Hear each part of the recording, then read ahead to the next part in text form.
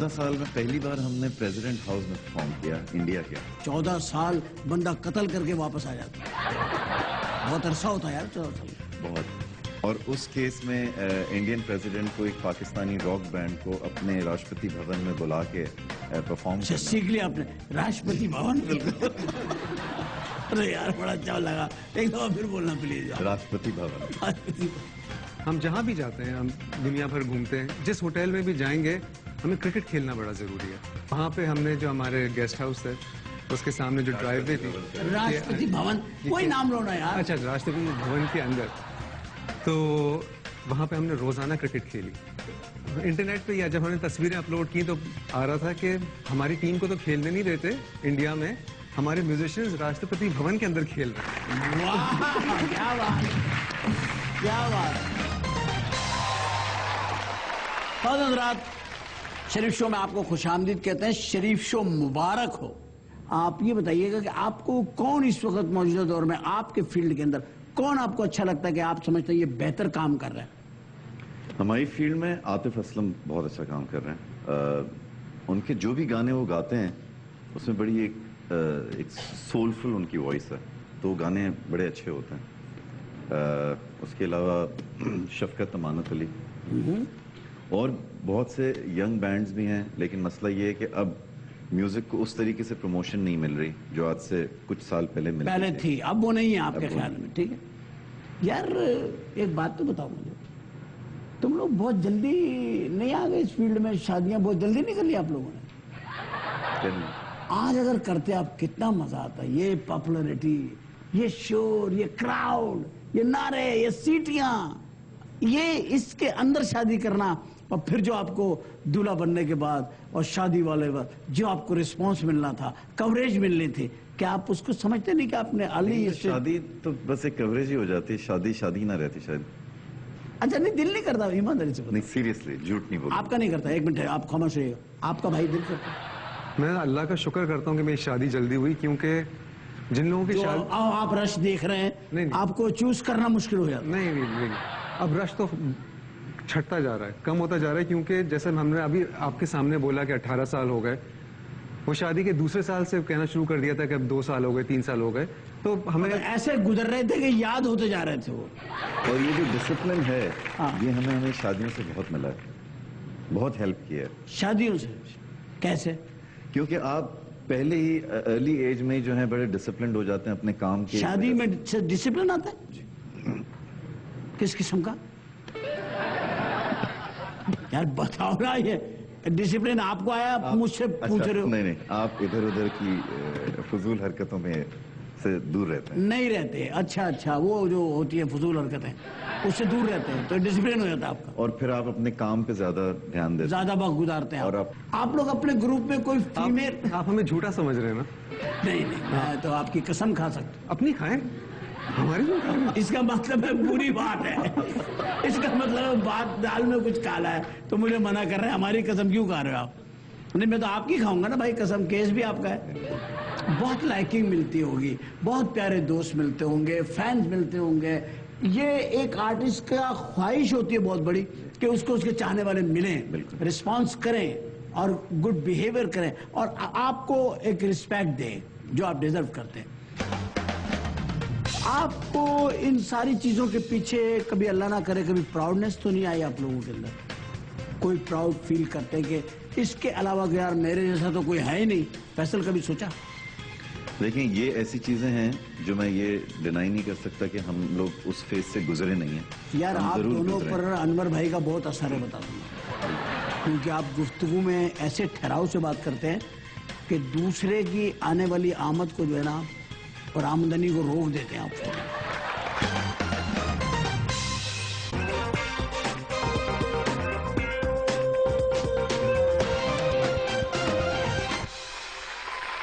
आपको इन सारी चीजों के पीछे कभी अल्लाह ना करे कभी प्राउडनेस तो नहीं आई आप लोगों के अंदर? कोई प्राउड फील करते हैं कि इसके अलावा यार मेरे जैसा तो कोई है ही नहीं? फैसल कभी सोचा?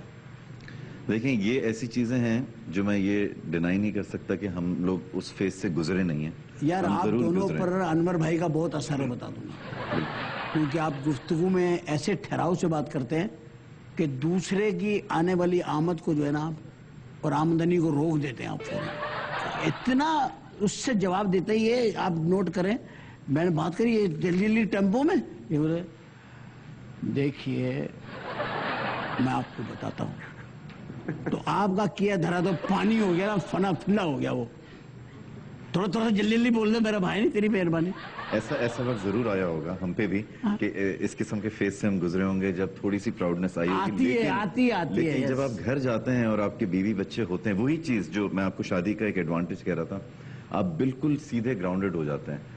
और वो चीज अगर आपके साथ कोई भी ना हो, आप अकेले हों, तो वो बढ़ती रहती है, बढ़ती रहती है कि यार क्या अब इस लिहाज से आप ठीक कह रहे हो, इस लिहाज से ठीक कह रहे हो। हमारे पाकिस्तान के बारे में जो जैसे आप तो खिदमत कर रहे हो, सर्विस कर रहे हो पाकिस्तान के, अल्हम्दुलिल्लाह, अल्लाह उसमें कामयाबी करे। पाकिस्तान के प्रॉब्लम्स पे भी आपने गाने बनाए हैं, आप बनाते हो सारे गाने। आपकी शायरी का जो मिजाज जो है, या बिलाल ने बताया कि अनवर भाई वो गीत लिखते हैं। अनवर भाई क्योंकि समझते हैं पब्लिक की नब्ज को और हालात को पाकिस्तान के, इसलिए वो उसको मद्देनजर रखते हुए सारी चीजें लिखते हैं। तो ये बताइए मुझे कि जिस कौम में, जैसे हमारे यहाँ रोमांटिक सॉन्ग, पॉप सिंगिंग और स्टाइलिश और डांसिंग सॉन्ग ज्यादा पसंद, ये क्लास क्रिएट हो चुकी है कि लोग ऐसा गाना जैसे फैज अहमद फैज लिखते थे, या फैज अहमद फैज ने गजल भी लिखी है तो नज़मियाँ लिख दी है, मुझसे पहली सी मोहब्बत मेरे महबूब ना मांग। अनवर अंकल जो हैं, उन्होंने पिछले 14 साल से हमारे लिए जितने भी गाने थे वो उन्होंने लिखे, और जितनी भी हमारी एल्बम्स या हिंदुस्तानी फिल्म के लिए भी हमने गाने किए, वो भी उन्होंने लिखे।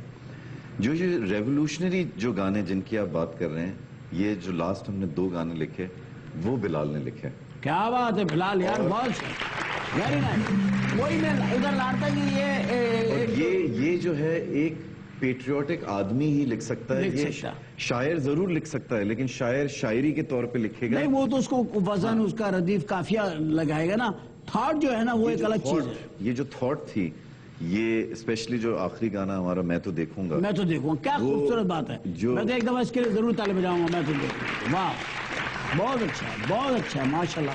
अभी एक गाना हमने और किया है जो कि एक इंडियन बैंड के साथ किया है, और उस गाने का नाम है हमसे बड़ा नहीं देखा। और आप हमसे बड़ा, आप समझ जाएं, हमसे बड़ा नहीं देखा। गाना ऐसा, एक लड़ता हमको छोड़ गए थे, अब तक लड़ रहे हैं, दूर से बैठे गोरे हमको देख के हंस रहे हैं, हमसे बड़ा कहीं देखा, हमसे बड़ा नहीं देखा, कितने टेस्ट किए हैं अब तक, कितने और करेंगे, बम हरा हो या हो तिरंगा, सारे ही मरेंगे, हमसे बड़ा कहीं देखा, हमसे बड़ा नहीं देखा।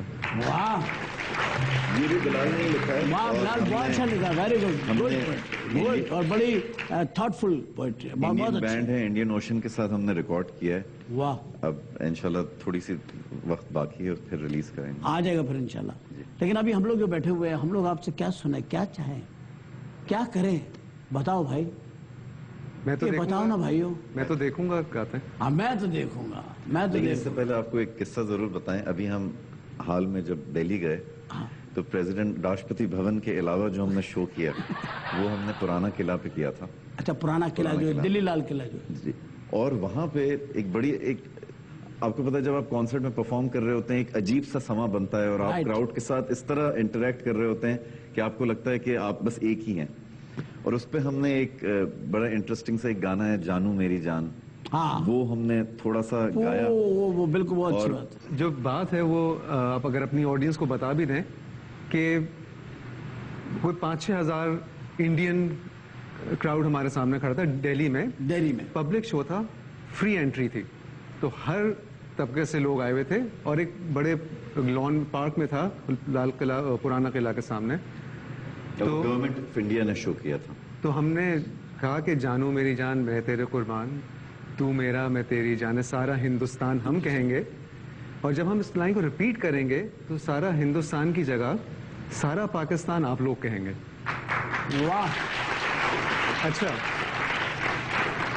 ये आप क्लिप अभी देखेंगे, लेकिन मैं आपको उनकी एक अच्छाई भी बताऊं उन लोगों की, कि ये जो हिम्मत हम में आई कहने की उनसे, ये हिम्मत उनके रवैयों की वजह से, रवैये की वजह से। वरना स्टेज पे आप ये खौफ होता है यार, दूसरा मुल्क है, कोई क्या रिएक्ट कर ले, राइट। और अगर उन्होंने उसमें पार्टिसिपेट किया तो ये बहुत अच्छी बात है। अगर आप क्लिप दिखा सकें, आज जरूर दिखाएंगे, प्लीज जरा दिखाइए हमें ये।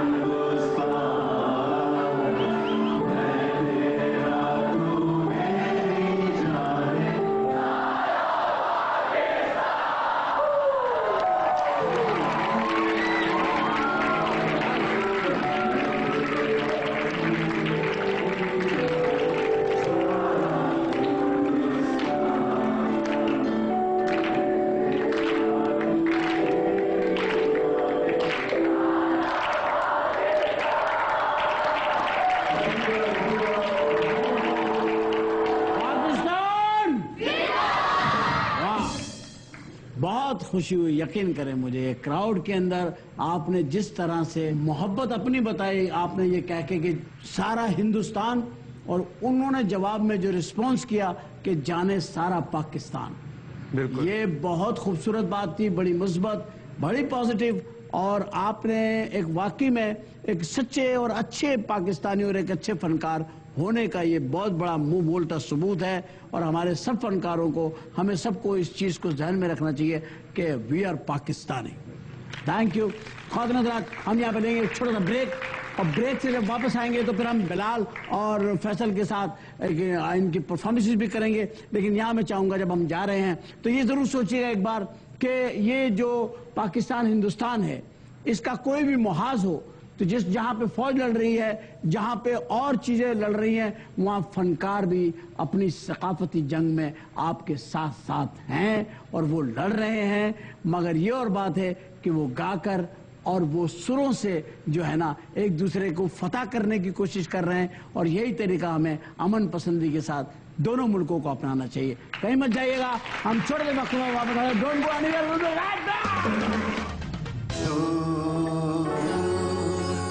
से कोई आए कहीं चुपके से वो दिल में समा जाए साजना।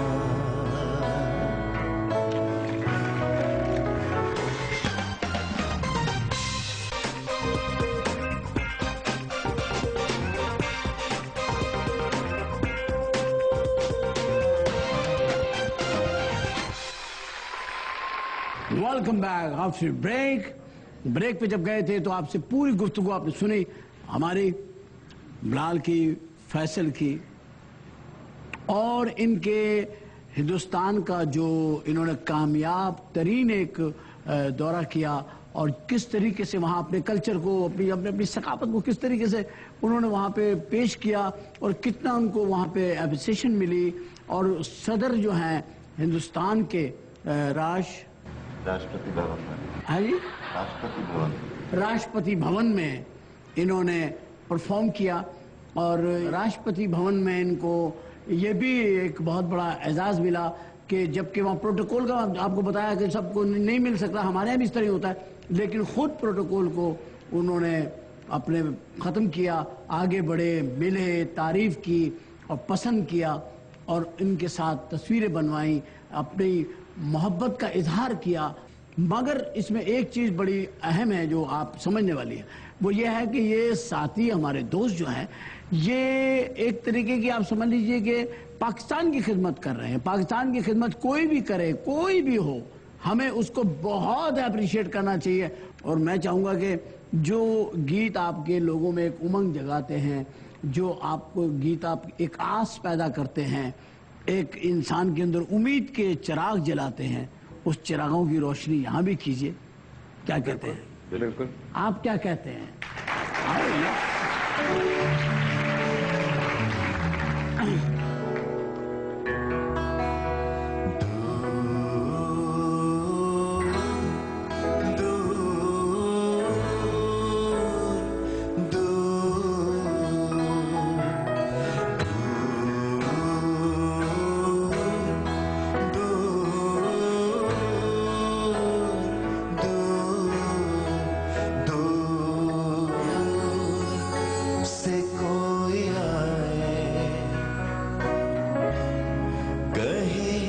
चुपके से वो दिल में समा जाए साजना।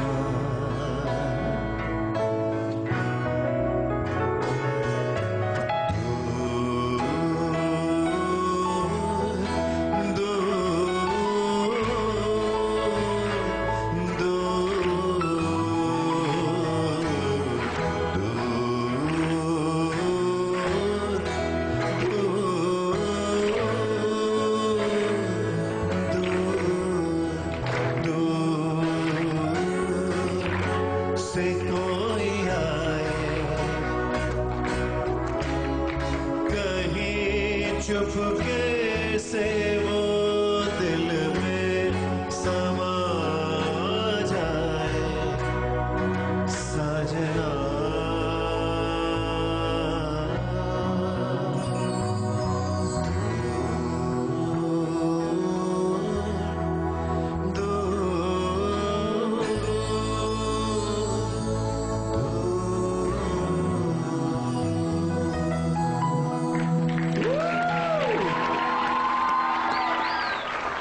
कहीं चुपके से कोई आए दिल में समा जाए। क्या बात है यार, चुपके से।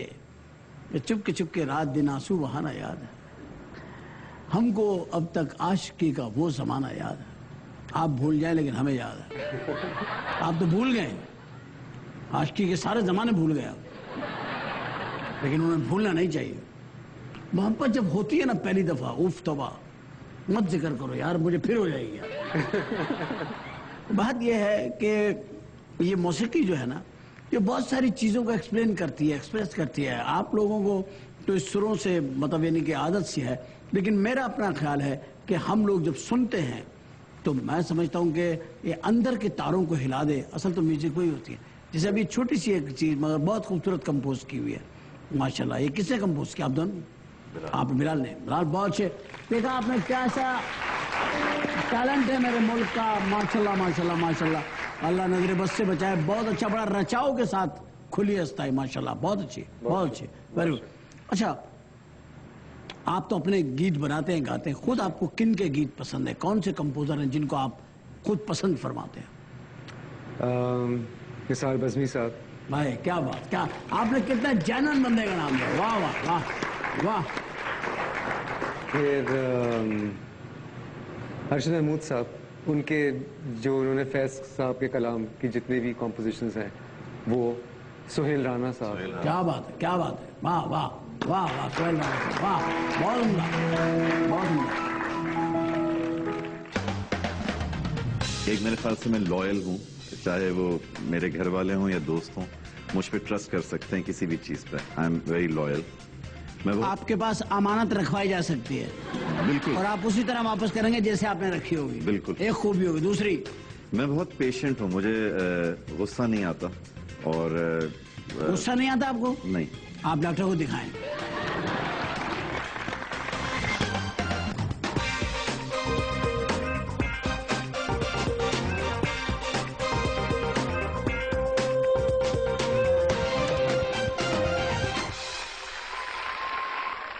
जब आदमी शीशे के सामने खड़ा होता है तो वो डेफिनेटली वो टाई बांध रहा हो, ब्रश कर रहा हो, परफ्यूम लगा रहा हो, लेकिन वो अपने आप को बहुत अप्रिशिएट कर रहा होता है, अपने ही आप को। यार आज तो बस अल्लाह ही रहम करे उस महफिल में जिसमें मैं जा रहा हूँ। अल्लाह रहम करे, क्या हो गया। ये सब लोग आम औरतें भी बातें कर रही होती हैं, देखना आज तो सबको तबाह कर दूंगी, है ना। ये एक होता है ना, फितरत है, इसको आप बदल नहीं सकते। होता है आदमी, क्योंकि अल्लाह ने हमारी आंखें ऐसी बनाई हैं, हम अपने आप को बहुत प्यारे लगते हैं, किसी को लगे ना लगे। और यही वजह है कि सब फैशन करते हैं, सब ड्रेसअप होते हैं, सब सारे काम करते हैं। अगर ऐसा होता तो फिर करते ही नहीं लोग। लेकिन हमारे अपनी आंख में ऐसा लेंस लगाओ जो हमें बहुत ज्यादा बताता है कि आप बहुत प्यारे हैं, हालांकि कभी कभी वो गलत भी होता है। एक आईना पीछे रखा हुआ है जो कि हमारे शो के अंदर एक बड़ी खूबसूरत सी बात मुझे लगती है कि इस आईने के सामने खड़े होकर, आईने के सामने बंदा झूठ नहीं बोलता, आईना सच कहता है। जो नजर आ रहा है वो आपको दिखाई भी दे रहा है। अपनी 3 खूबियां जो आपके अंदर हैं, आप समझते हो कि यार ये तो मेरी जेन्युइन खूबियां हैं जो मेरे अंदर हैं, और 3 ऐसी खामियां जिससे आप समझते हो कि यार ये मेरे अंदर है, लेकिन अब मजबूरी है, मैं इसको कैरी करता हूँ, पता नहीं ये क्या प्रॉब्लम है। तो मैं सबसे पहले जनाब फैसल साहब से दरख्वास्त करूंगा कि वो जरा आईने पे जाएं, आए सर जरा, और तीन खूबियां और 3 खामियां हो जाए जरा, ताकि आपके शोर शराबा जाएगा। जो मैं समझता हूं कि 3 खूबियां हैं मुझ में। एक, मेरे ख्याल से मैं लॉयल हूं, चाहे वो मेरे घर वाले हों या दोस्त हों, मुझ पे ट्रस्ट कर सकते हैं किसी भी चीज पे। I am very loyal. मैं आपके पास अमानत रखवाई जा सकती है, बिल्कुल, और आप उसी तरह वापस करेंगे जैसे आपने रखी होगी। बिल्कुल, एक खूबी होगी। दूसरी, मैं बहुत पेशेंट हूं, मुझे गुस्सा नहीं आता। और गुस्सा नहीं आता आपको? नहीं। आप डॉक्टर को दिखाएं। तीसरी बात, ये भी एक खूबी आप कह सकते हैं, मुझे बीवी से डर नहीं लगता।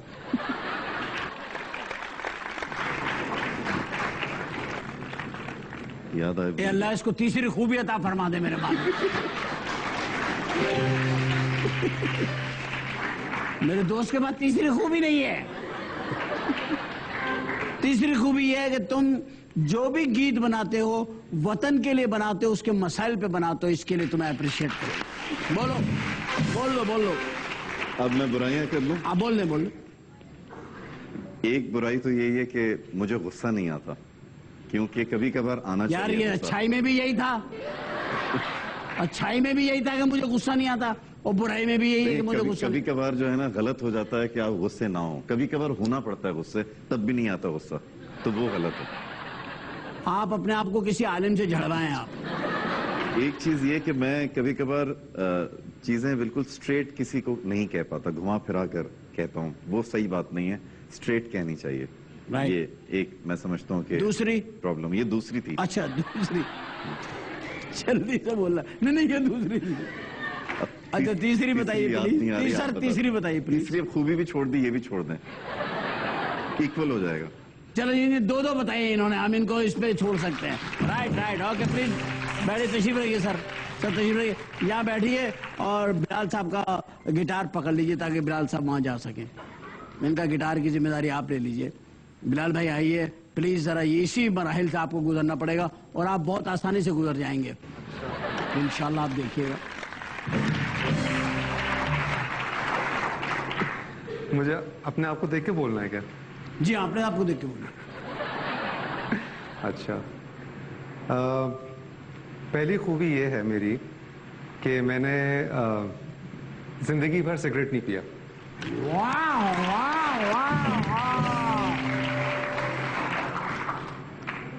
और दूसरी खूबी ये है कि मतलब 99% मैं जब बंदे को परख लेता हूँ वो वही होता है, और ये चीज मैं समझ जाता हूँ पहली ही मुलाकात से कि बंदा है क्या। शख्सियत को पहचानने का हुनर है इनके पास। गुड, ये इनकी खूबी है। तीसरी खूबी है कि ये कुर्ता अच्छा लग रहा है मेरे ऊपर आज। चॉइस अच्छी है, चॉइस अच्छी है। अब 3 वो बातें जो आप समझते हो यार ये कुछ नागवार सी है, अगर ये ना होती तो मैं तो पता नहीं कहाँ पहुंच जाता। पहली जो बुरी आदत है, जो मुझे पता है बुरी आदत है, जब मैं कहता हूँ ना लोगों को परख लेता हूँ तो मैं थोड़ा शकी हो जाता हूँ, और उस चीज को दूर करने के लिए थोड़ा वक्त लगता है। Right good. दूसरी बुरी बात कि ठीक है, जैसे फैसल कह रहा था कि बहुत पेशेंट हैं, गुस्सा नहीं आता, मुझे भी नहीं आता, लेकिन जब गुस्सा आता है तो फिर बस मैं फट पड़ता हूँ, फट जाता है, ब्लास्ट। तीसरा एंड फाइनल, तीसरा ये कि मुझे याद ये मुझे तीसरी बुराई याद नहीं आ रही। सबसे बुरी बात ये है, यानी कि इनमें 3 अच्छाइयां 2 बुराइयां हैं, इनमें 2 बुराइयां हैं 2 अच्छाइयां हैं, तो ये इक्वल हैं और ये 1 नंबर से जीत रहे हैं। फैसला आइए प्लीज बैठिए, तशरीफ रखिए सर। अब आपका वो काम मैं आपसे करवाने लगा हूं जो आपको बहुत इज्जत देगा, अरबों खरबों रुपए देगा आपको, अल्लाह आप पे रहीम हो जाते हैं, करीम हो जाते हैं, आप पे करम हो जाता है फैसल भाई, और आप जो है प्राइम मिनिस्टर बन जाते हैं पाकिस्तान के, बेहोशी की हालत में। प्लीज वापस आए, वापस आए। ये फौरन ही इनका दिमाग चला गया, प्रोटोकॉल, सल्यूट, बैठे शेरवानी बम, इसको बंद, उसको बंद, ये नहीं।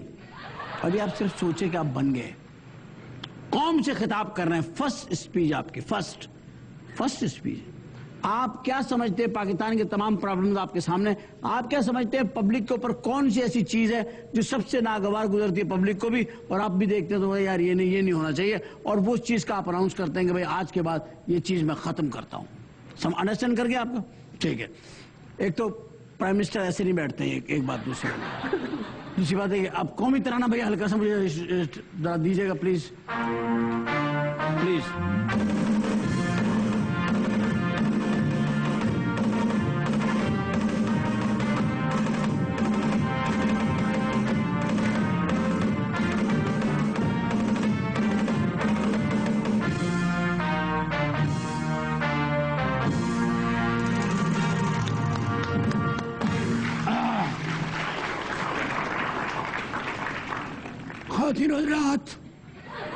अस्सलाम वालेकुम।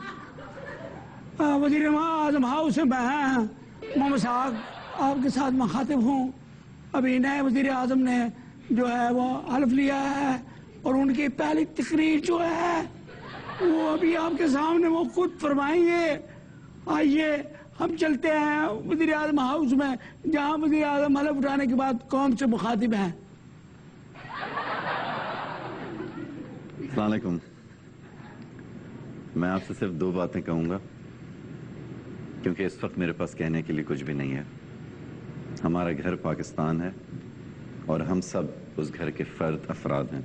मैं भी आप ही की तरह एक फर्द हूं उस घर का। हमें इस घर को ठीक करना है, सबको मिल के ठीक करना है, और इंशाअल्लाह हम बहुत जल्द इस मुल्क को ठीक करेंगे।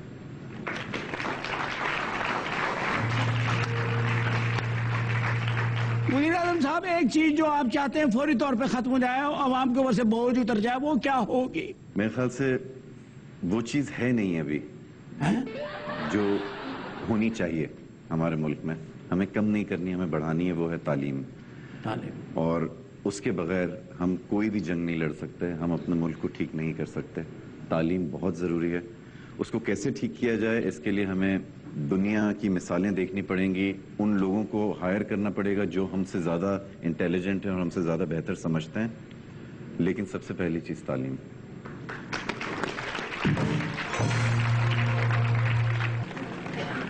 ख़वातीन हज़रात, प्राइम मिनिस्टर ऑफ पाकिस्तान इस वक्त बैठे हुए हैं, तकरीर के लिए बेचैन हैं। आप भी सुनने के लिए बेताब हैं। तकरीर बराह रास्त आ रही है और आप भी बराह रास्त सुने।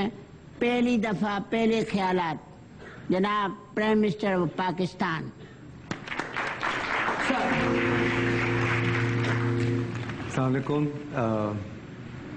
दो चार चीज़ें हैं जो बड़ी ज़रूरी हैं, जो मैं चाहूँगा कि इस मुल्क में हो। पहली ये कि जितने सरकारी अफसरान हैं, चाहे प्रेसिडेंट हो, प्राइम मिनिस्टर हो, बाकी मिनिस्टर्स हो, उनका प्रोटोकॉल ख़त्म किया जाएगा। उनके जो 30-30, 40-40 लोग उनके साथ ट्रैवल करते हैं वो ख़त्म होगा।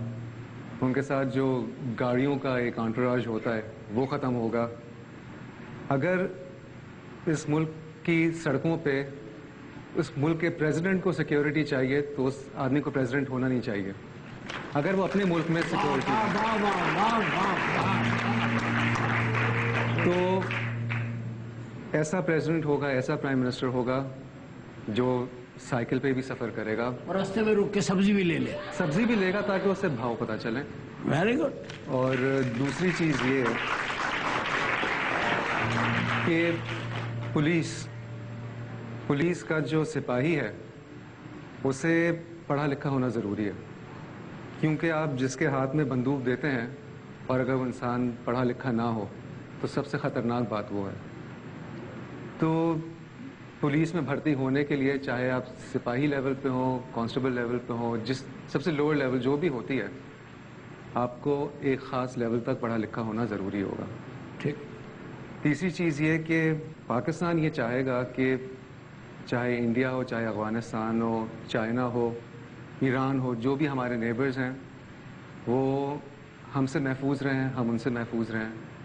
और जो डिफेंस का बजट है वो आज मैं आधा करता हूँ, और मैं इससे लोगों को ये एक पैगाम पहुँचाना चाहता हूँ कि पाकिस्तान से आपको कोई ख़तरा नहीं है, और जो बाकी जो पैसे बचेंगे वो मैं तालीम पे लगाना चाहता हूँ, क्योंकि हमारे बच्चे बड़े होके ये वो बच्चे हैं जो पाकिस्तान को संभालेंगे। वाह, क्या बात है, क्या बात। बड़ी खूबसूरत तकरीर है यार। ये तकरीर जो है ना, तुम छपवाओ और किसी तरीके से ना आला काम तक पहुंचवाते हैं इसको कि यार ये तकरीर आप क्या करो, कम से कम ये तकरीर तो करो। गुड। मैं तो देखूंगा, मैं तो देखूंगा, तुम भी देखोगे, तुम भी देखोगे, जब रोटी सस्ती होगी और महंगी होगी जान, वो दिन फिर आएगा जब ऐसा होगा पाकिस्तान। मैं तो देखूंगा, मैं तो देखूंगा, तुम भी देखोगे, तुम भी देखोगे।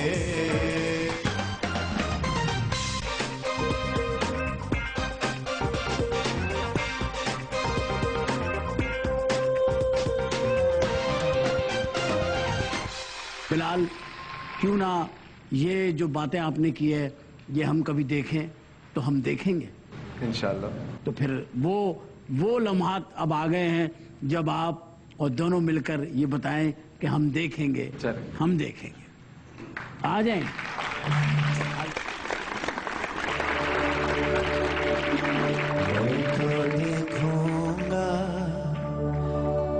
मैं तो देखूंगा, तुम भी देखोगे, तुम भी देखोगे।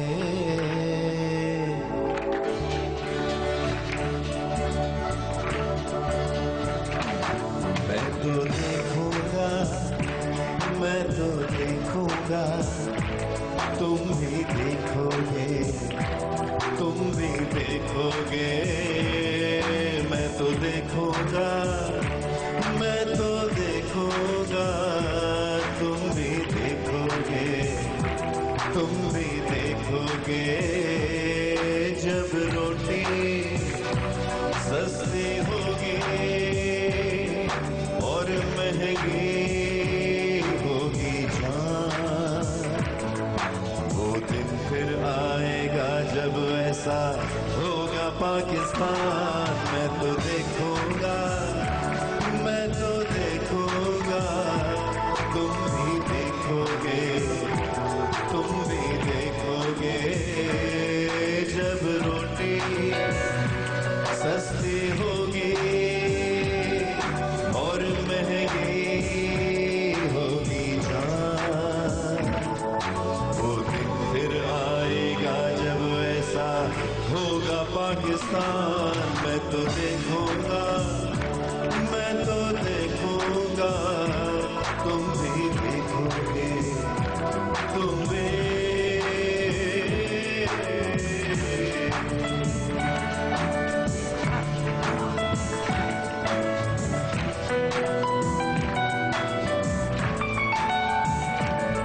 जब रंग बरंगे झंडे एक परचम में घुल जाएंगे, ओ एक परचम में घुल जाएंगे, और इधर उधर को जाते रास्ते एक मोड़ पे मिल जाएंगे, ओ पे मिल जाएंगे। जब बच्चे मुल्क पे राज करें,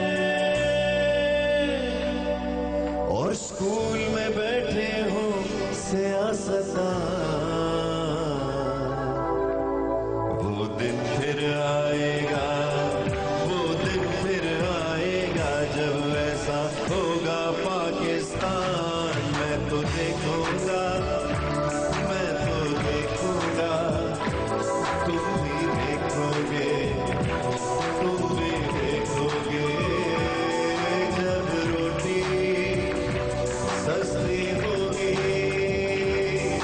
और महंगी होगी जान, वो दिन फिर आएगा जब ऐसा होगा पाकिस्तान। मैं तो देखूंगा, मैं तो देखूंगा, तुम भी देखोगे, तुम भी देखोगे। मैं तो देखूंगा, मैं तो देखूंगा, तुम भी देखोगे, तुम भी देखोगे। मैं तो देखूंगा।